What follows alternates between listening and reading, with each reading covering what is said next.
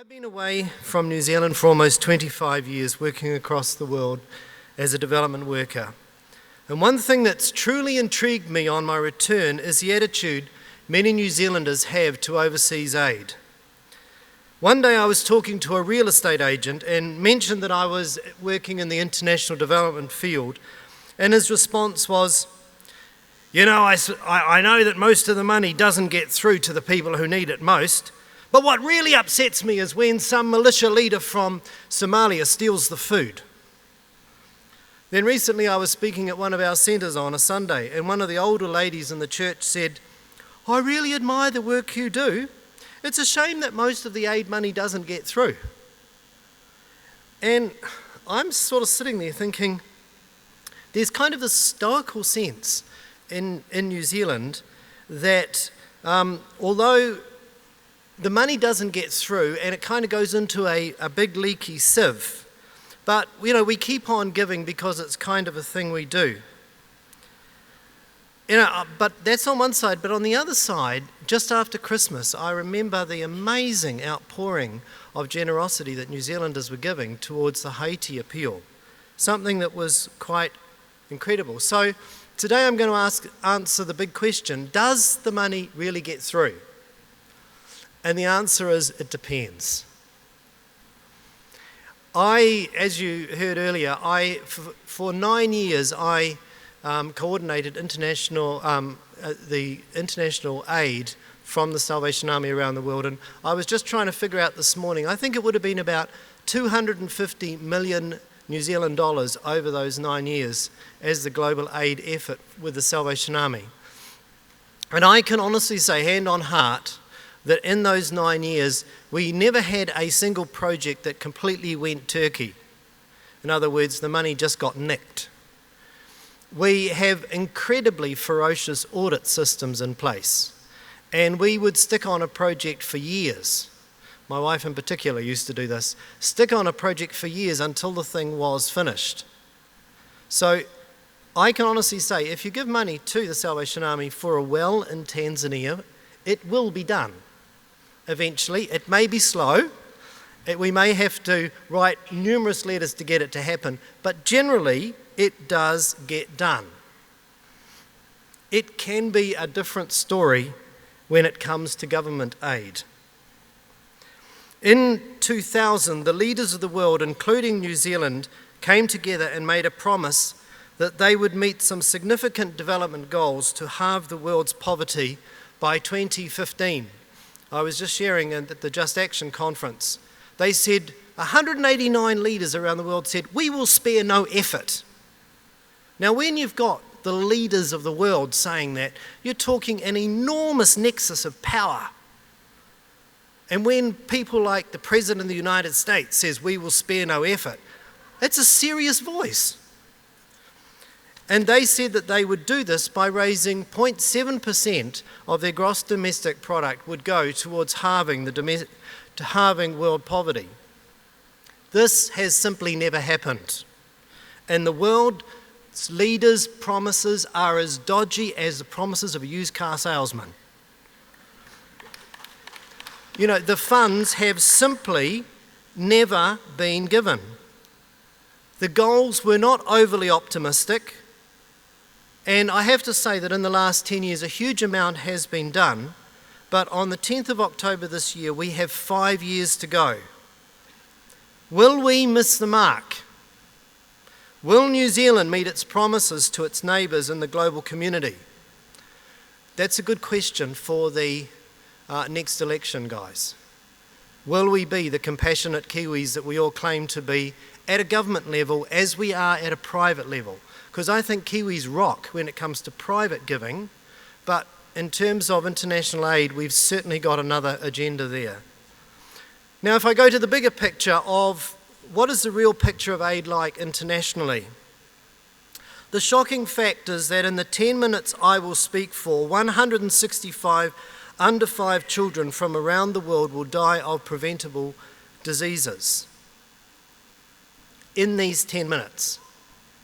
That's 24,000 a day and a huge 8.8 million every year. Ladies and gentlemen, this is our Holocaust.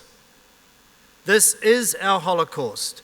We are similar to the middle classes of Germany in the Second World War, who knew that the Nazis were doing stuff to the Jews, but simply turned their faces and didn't care. This is an unspoken disgrace in our civilized society, and it's something that the above pathetic excuses that we make about aid simply are insufficient. You know, I recall the genocide in Rwanda.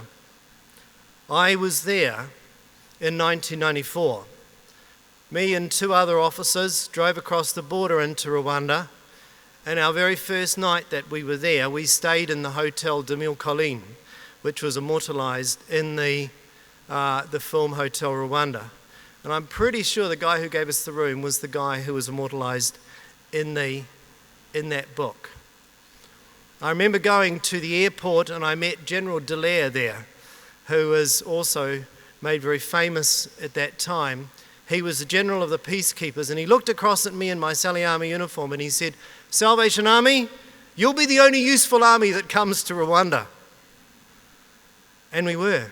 6 weeks later, we crossed the border with a team of Salvation Army officers and planted the army in that country of great need. And God made a difference there. Now that was 800,000 people who died in 3 months, hacked to death by machetes and put into rivers and into mass graves. But ladies and gentlemen, 800,000 young children die every month. Month on month on month with regular, it is 800,000 a month that die. And we simply do not care. People's eyes glaze over as though this is one mountain too difficult to climb. Is it that there are not enough resources?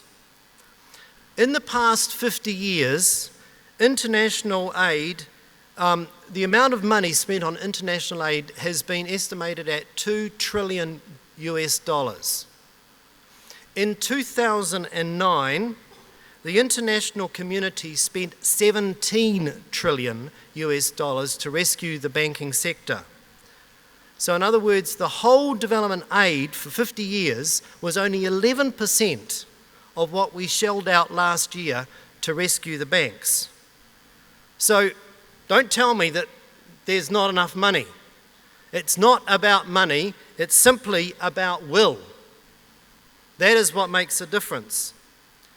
So you may ask the question, if so many children continue to die, does this mean that we have failed? Not at all, but the task is still to be finished. Recently, I was in a community in Tanzania, and we were recalling the development work that had been done in that community. An elder was asked the question, so tell us about child health in 1993, which is when the organisation I work for had started working in this community. And he said, you know, in 1993, many children were dying in our village, symptomatic of infant mortality. So he said, so this year, how many children died in your community? He said, none. And last year? None. And the other year?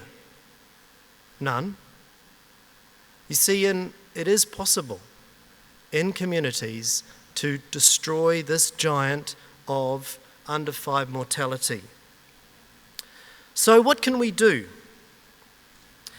The Make Poverty History campaign resulted in the lifting of a huge debt burden from countries and lifting millions out of poverty. We need to get behind such initiatives. The Micah Challenge is one such alliance that is working to mobilise Christians to act justly, love mercy and walk humbly with our God. Get involved with it. It really can make a difference.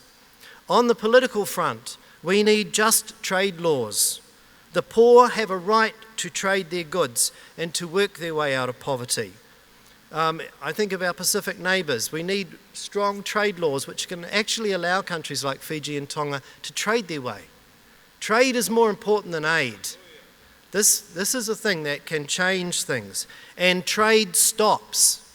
Trade laws actually stop these countries from reaching their potential.